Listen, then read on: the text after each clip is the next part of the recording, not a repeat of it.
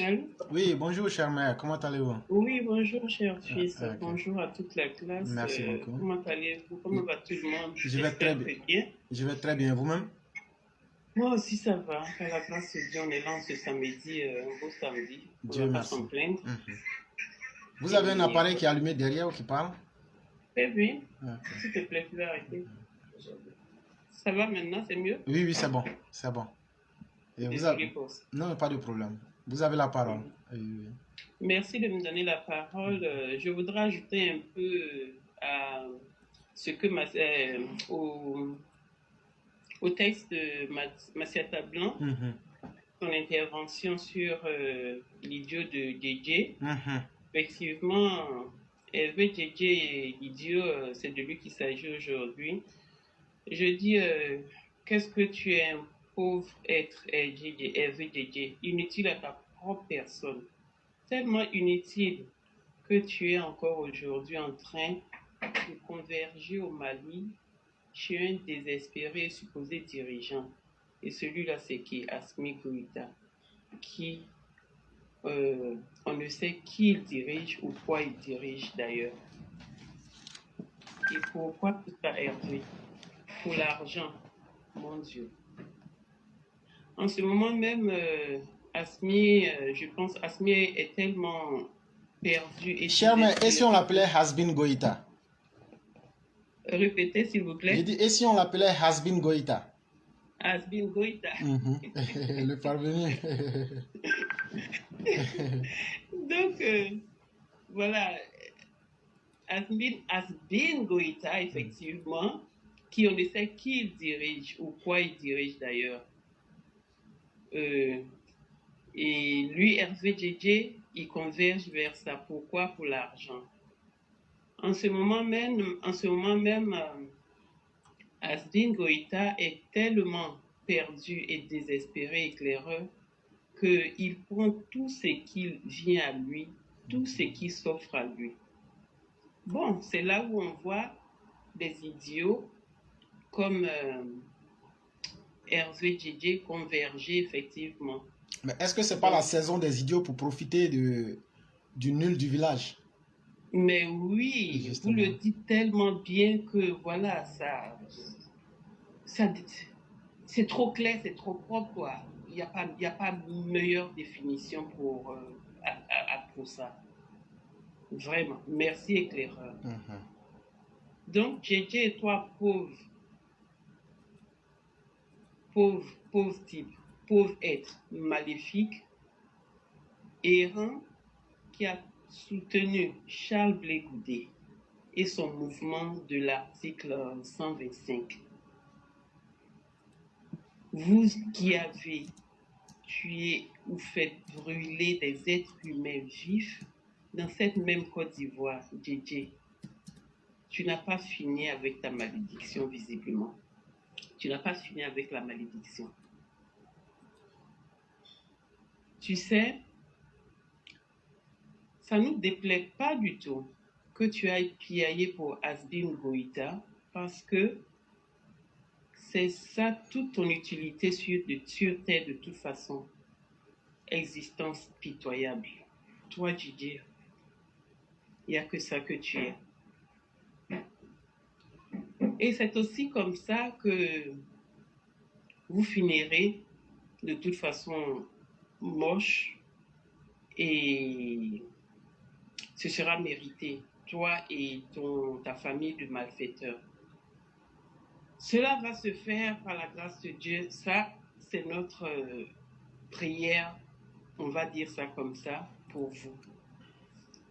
Mais hey, éclaireur, Mhm. là où je veux là où je veux vraiment interpeller euh, Hervé JJ, c'est que moi, je n'ai pas le pouvoir. Nul n'a le pouvoir véritable de l'interdire, de citer le président Ouattara. Il a sa bouche, il peut le faire comme il veut, comme il entend. Mais dans ce déboire-là qu'il accumule, mais je veux lui dire, que c'est une mise en garde. Il peut le citer. Nous, on lui dit de ne pas citer le président Ouattara, mais il en a toute la liberté. Là où je veux lui faire une mise en garde, c'est que si il cible le président Ouattara, qui travaille et protège, qui travaille à protéger sa famille, qui travaille pour le bien-être de sa famille depuis toujours, et se préoccupe même de la quiétude de celle-ci, Hervé Djedje juste essaie, et tu n'auras pas le temps de profiter de cet argent que tu vas, voilà, de cet argent que tu recherches auprès de Asbin Goïta, parce que tu sais, tu pourrais mal finir avec.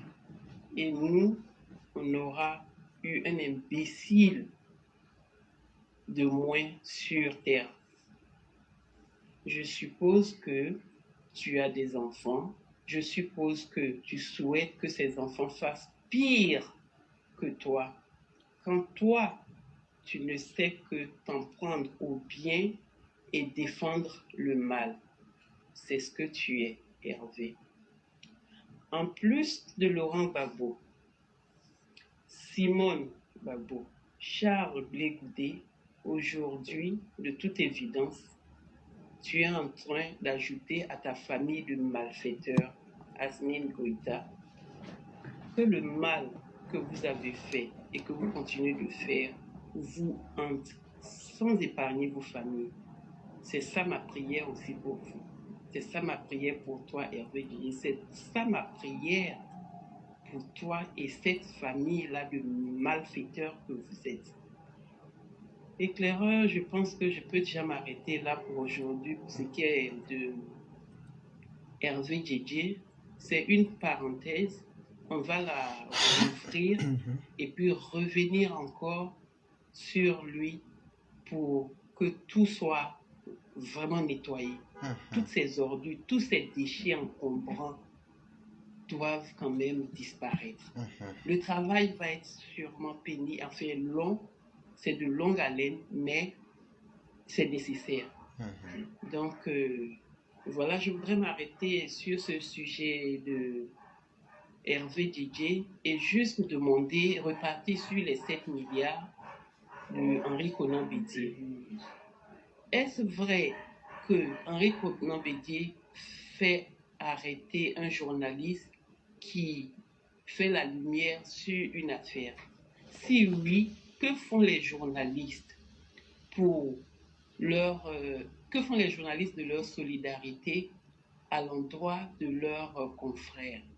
Si oui, comment peut-on permettre qu'un homme, parce qu'il aura été un politicien, parce qu'il aura été Henri Konan Bédié, peut même dépasser ces limites-là?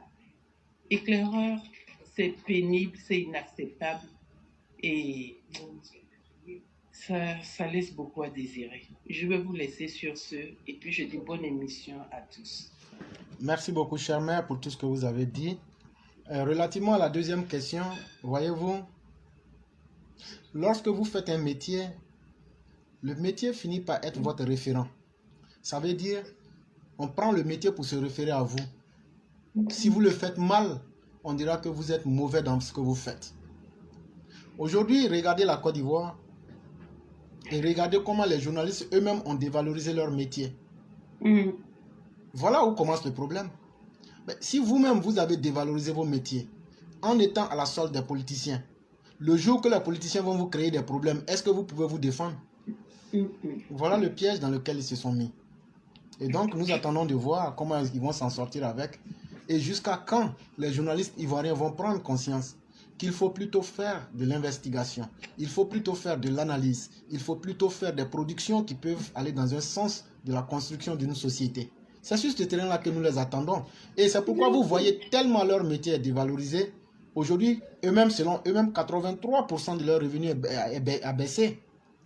Mais sous un autre angle, ça veut dire que votre travail ne donne pas le résultat que les gens veulent. Tout à fait. Et c'est ça la conséquence directe. Et malheureusement, tant qu'ils ne vont pas comprendre que le journaliste doit être cette personne qui doit échapper aux chapelles idéologiques pour d'abord valoriser son travail par ses productions. De telles choses, ils en seront victimes. C'est-à-dire que notre société ne peut toujours pas jusqu'aujourd'hui reposer sur le journaliste? Non, Vraiment? non, loin de là. Loin de là, malheureusement. Loin de là, malheureusement. Loin de là, malheureusement. Et maintenant, sur le premier problème que vous évoquiez, voyez-vous, il y a une grosse escroquerie morale qui est en cours en Afrique. Chaque fois que des régimes sont aux abois, je dis bien chaque fois que des régimes sont aux abois, il y a deux choses qu'ils recherchent. Ils recherchent des pays qui peuvent les conforter dans leur forfaiture, comme on l'a vu avec Laurent Gbagbo, qui cherchait les États parias, comme l'Angola, comme bien d'autres pays, qui allaient l'encourager à tuer les Ivoiriens. Et ça va toujours exister parce que eux vont profiter de la situation pour vendre des armes et puis se faire de la chose. Et une deuxième chose aujourd'hui que les gens recherchent, surtout avec les communications virales comme Facebook ou bien les méthodes de communication, c'est qu'on va rechercher des individus au rabais et des individus même médiocres. On va leur donner un discours facile. Le discours facile, c'est quoi? Le discours facile est fait pour les populations analphabètes, pour les personnes qui n'ont pas envie de faire d'efforts pour apprendre ou bien s'améliorer. On a dit, vous savez quoi? Votre ennemi, c'est votre voisin. Ça a été toujours comme ça. Depuis l'époque d'Hitler, c'est un phénomène naturel. Il faut convaincre qu'il y a toujours un ennemi naturel qui est là. Et aujourd'hui, cette science et ce travail qui a été fait, je vais vous démontrer un tant soit peu. Est-ce que la Côte d'Ivoire n'est pas un pays francophone? Tout à fait, c'en est un. Est-ce que le Mali n'est pas un pays francophone? Oui, également. Est-ce que le Cameroun n'est pas un pays francophone? Mais oui. Comment se fait-il que subitement aujourd'hui, les Ivoiriens, ça veut dire que si nous sommes tous des pays francophones, ça veut dire que les Français cherchent à enlever leur intérêt de la même manière sur ces trois pays. Comment se fait-il que des Ivoiriens aujourd'hui peuvent subitement tomber amoureux du Mali, ou bien Franklin Nyamsi, le Camerounais, tombe subitement amoureux du Mali et deviennent panafricains pour sauver le Mali, mais oublie de sauver son Cameroun? Comment se fait-il que Semi Keba tombe amoureux du Mali, mais oublie lorsqu'il est au Bénin, il oublie même qu'il est panafricain, il ne dit rien aux dirigeants Patrick Talon? Ouais. Comment se fait-il que donc, c'est là que vous voyez la supercherie. Ouais. En fait, ils viennent avec un discours facile face à un peuple qui est déjà victime de son ignorance et ils essaient d'encourager ce peuple-là pour aller vers la mort. Je suis en train de parler exactement dans le cas du Mali. Chaque fois que vous avez vu ces panafricains encourager quelqu'un ou encourager un peuple, ils sont en train d'encourager ce peuple-là à aller directement dans les flammes de l'enfer. Ouais. Malheureusement, la vie aussi est faite de choix. Quelqu'un peut décider d'aller en enfer, c'est un choix. Comme quelqu'un peut décider de se préserver de l'enfer. Mais aujourd'hui, quand on regarde la posture des putschistes frélatés au Mali, des has-been, vous comprenez directement que lorsqu'on fait fi de la politique sous-régionale, on fait fi du respect de soi-même et on fait fi de toute bonne manière et qu'on veut prendre tout le monde comme un ennemi parce qu'on veut montrer qu'on est le plus fort. Mais naturellement, les autres vont vous montrer que vous seul n'êtes rien. Mais oui. Et c'est une loi naturelle. Quand tu veux t'opposer à plusieurs personnes vont te montrer que vous n'êtes rien. Et donc, allez leur dire que moi, je leur dis que cette politique-là, nous la connaissons tellement qu'elle ne marche pas. Et voilà que j'ai expliqué ça. Et la ligne est ouverte. Ils peuvent venir me dire si c'est faux ou mais si c'est vrai. Si ce que j'ai dit est faux, dites-moi le combat qu'ils ont une fois gagné. Et vous ne pouvez jamais gagner de combat parce qu'en réalité, vous venez profiter des victimes d'une situation. Oui. En réalité, tous ceux que tu vois en train de parler pour encourager le Mali se disent quoi? Mais s'ils sont suffisamment idiots en tant que peuple, pourquoi ne pas profiter d'eux pour avoir ce que je veux, Voilà la réalité aujourd'hui. C'est vrai que c'est moralement pas du tout sain et c'est un choix que ces personnes ont eu à faire, mais la grosse victime, c'est le peuple du Mali. Et nous savons que le Mali va mordre la poussière. Nous ne sommes pas des devins, mais c'est l'histoire du monde et la réalité du monde même qui l'impose. Malheureusement, ça aurait été une perte de temps. C'est sûr, mais aussi, même quand on se met dans cette posture-là, vraiment, il y a un peu de dignité en un être humain quand Chère même mère, la qui dignité, c'est voudrait. quoi? La dignité, de façon simple, c'est la capacité que chacun de nous a. Et lorsque vous appelez une seule fois, c'est suffisant. Sinon, lorsque vous insistez, on prend ça comme du chantage. Une seule fois suffit, on vous voit. La dignité pourrait se définir comme la capacité qu'une personne a de se donner de l'importance. Je vais expliquer ça Oui, de façon très simple. Ça veut dire oui. toi-même là, si tu existes là, que toi-même tu ne te donnes pas de l'importance là. Mm. Cher frère Koulibaly, vous avez appelé une fois, deux fois, c'est suffisant. Si vous écoutez l'émission, que vous nous entendez, vous n'avez pas besoin d'insister. Et donc, comme je le disais, une fois que vous manquez de cela, vous devenez directement moins qu'un animal. Ouais. Est-ce qu'on peut demander à un cochon de porter une culotte? Ça devient du ridicule. Et donc, Ouais. ils ont choisi d'être plus bas qu'un cochon. C'est un exemple que je prends. Et donc, si vous leur demandez d'être dignes, de se donner un minimum d'importance, c'est vous-même qui êtes ridicule parce que vous demandez l'impossible au cochon de porter un pantalon. Tout à fait. C'est à ce point-là qu'ils sont en fait. Justement. Et c'est pourquoi j'aime bien le Coran qui, dans la langue arabe, nous parle de Bukmun Sukmun et va plus loin pour parler de Dabatun. Ça, c'est en arabe. Je ne suis pas spécialiste en arabe. Je ne parle pas l'arabe. Mais lorsque j'apprenais à connaître l'islam pour pouvoir faire un choix dans ma vie, je sais quand je dis quelque chose. Quand vous partez dans la sourate al-Baqarah, Dieu compare les mécréants et ceux qui s'opposent même au bien sur la terre comme des Bukmun Sukmun, des sourds, des muets, des aveugles, et il va plus loin pour parler des Dabatun, pour parler même des animaux.